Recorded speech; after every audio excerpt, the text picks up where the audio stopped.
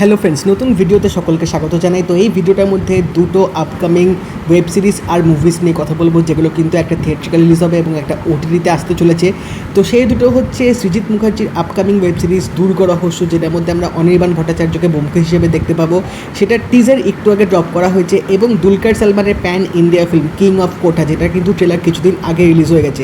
তো চলো আগে এই দুটো টিজার আর ট্রেলার দেখে নেওয়া যাক, তারপরে কথা বলবো এগুলো কীরকম হলো। বাট তার আগে তোমরা যদি চ্যানেল নতুন হয়ে থাকো, চ্যানেলটা অবশ্যই সাবস্ক্রাইব করে দিও। এরকম রিভিউ, রিয়াকশন, আপডেট সব রকম তথ্য কিন্তু চ্যানেলটার মধ্যে পেতে থাকবে। তো নোটিফিকেশন বিলটা কিন্তু অল করে দিও, যাতে এরকম ভিডিও আসলে তোমার নোটিফিকেশন পেয়ে যাবে। তো চলো আগে টিজার ট্রেলারগুলো দেখে নেওয়া যাক।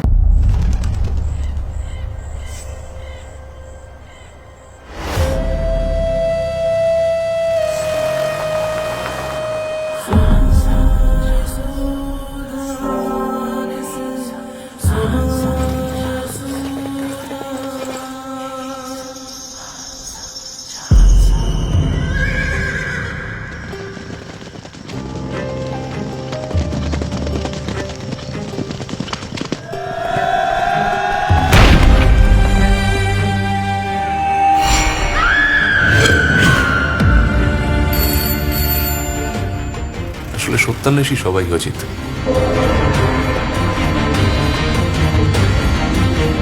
আমি, তুমি, সত্য।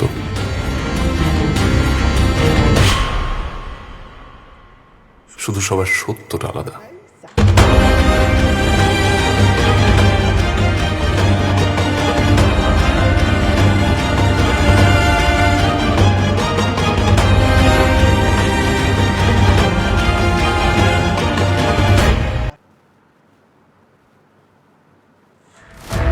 Looking for Maradona, he might get in the gap. In from the far, got it. രാജുവിന് ചെറുപ്പത്തിലെ ആംബിഷൻ അവൻ്റെ അച്ഛനെ പോലെ പേരെടുത്ത് റൗഡിയാവണം എന്നായിരുന്നു. അന്നീ കൊത്ത വരച്ചിരുന്നത് രാജുവായിരുന്നു. അവനെല്ലാം നേർക്കുനേരെയാണ്. അവനൊരു വീര പരിവേഷം ഉണ്ടായിരുന്നു.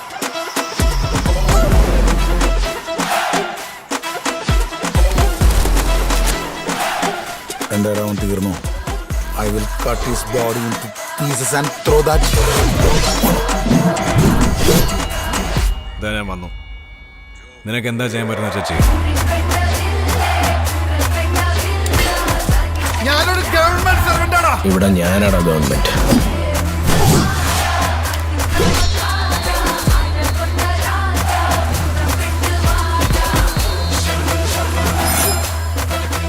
A real man will carry his love to the grave. കൊത്തയിലേക്കുള്ള ടെസ്റ്റ് ഡോസ്. അവന് ലക്ഷ്യങ്ങളില്ല, അങ്ങനെയുള്ളവർ ഭയക്കണം. ഇങ്ങനെ കുടിച്ചാൽ നിനക്കധികം ആയുസ് ഉണ്ടാവില്ല. കൊത്ത നമ്മുടെ കയ്യിൽ നിന്ന് പോകും.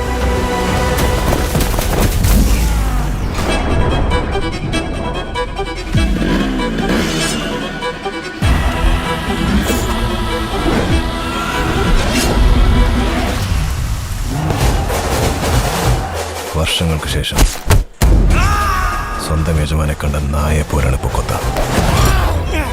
ആദ്യം ഒന്ന് കുരയ്ക്കും, പിന്നെ വാലാട്ടിക്കൊണ്ടുകൂടി വരും, പിന്നെ കാൽകൾ വന്ന് കിടക്കും.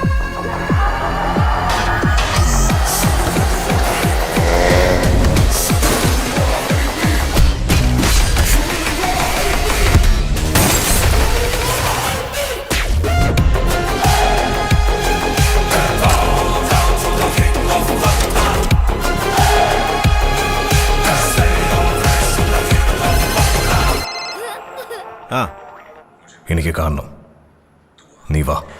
দুলকার সালমানকে এরকম ফর্মে কিন্তু আমরা আগে সচরাচর দেখিনি এবং তাকে এই ট্রেলারটায় জাস্ট অস্থির লাগছে। এবং ট্রেলারটা দেখে কিন্তু বোঝা যাচ্ছে যে দুলকার সালমানের যে ক্যারেক্টারটা, তিনি কিন্তু একজন গ্যাংস্টার, যে কোঠাতে মানে তিনি রাজ করতে চাইছেন, কারণ তার বাবাও একজন নটোরিয়াস গ্যাংস্টার ছিল এবং ছেলে বাবাকে অনুসরণ করবে, খুব স্বাভাবিক ব্যাপার। এবং তার লাইফটাই কিন্তু আমরা এই ট্রেলারটার মধ্যে একটু আভাস দেখতে পেলাম যে কীরকম কোঠাতে তার জার্নি হতে চলেছে। তার অনেক রকম মানে পেছনে লোক লেগে থাকবে তাকে হারানোর জন্য, এবং গ্যাংস্টার ভার্সেস গ্যাংস্টারের মধ্যে এখানে ফাইট হবে এবং কোঠা জায়গা জায়গাটাকে কনকার করা নিয়ে হয়তো এই ফিল্মে আমরা আসল গল্প দেখতে পাবো। পুরো ট্রেলারটার প্রেজেন্টেশনটা কিন্তু এক কথায় জাস্ট দুর্দান্ত লেগেছে, full of mass, full of class, দুটোই কিন্তু ট্রেলারটার মধ্যে ছিল। ট্রেলারটার এডিটিংটা কিন্তু বেশ ভালোভাবে দেখিয়েছে এবং এটার যে মানে পুরো সেট আপটা বা এখানে যে অ্যাকশন সিনগুলো দেখেছি সেটা কিন্তু হাইলাইট হতে চলেছে ফিল্মটার মধ্যে। দুলকার সালমানের অভিনয়টা কিন্তু জাস্ট এক ঘর লাগলো, কিছু কিছু তার এক্সপ্রেশন ট্রেলারটার মধ্যে দেখে বোঝা যাচ্ছে এই ছেলেটা কিন্তু প্যান ইন্ডিয়া লেভেলে এবার কাঁপাতে চলেছে। এবং যেহেতু ফিল্মটার কন্টেন্টই মাস মশালা এবং থ্রিলার জনার, সেই জন্য ওয়াইডার অডিয়েন্সকে কিন্তু রীতিমতো ক্যাটার করবে। ব্যাকগ্রাউন্ড মিউজিকটা কিন্তু রীতিমতো জোশ ছিল, আমি দারুণ এনজয় করেছি ট্রেলারটা। অ্যাকশন, ব্যাকগ্রাউন্ড মিউজিক, সিনেমাটোগ্রাফি সব দিক থেকে কিন্তু আমার জাস্ট এক কথায় দুর্দান্ত লাগলো। এবার দেখা যাক এই ফিল্মটা রিলিজ হলে বোঝা যাবে কী লেভেলে কিং কনকার করতে চলেছে পুরো ওয়ার্ল্ড ওয়াইড।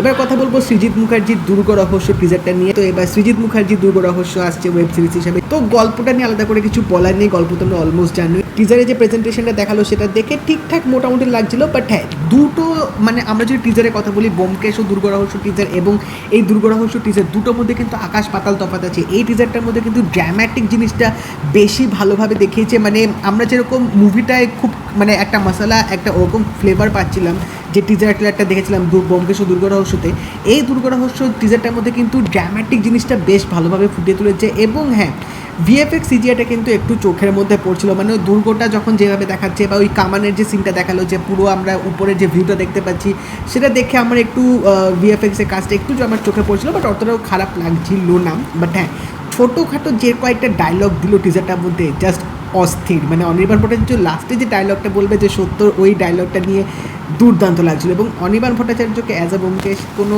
কথাই না, এবং সৌমি সরকারকে সত্যবতী হিসাবে একটা যে ঝলক দেখালো, খারাপ লাগছিল না।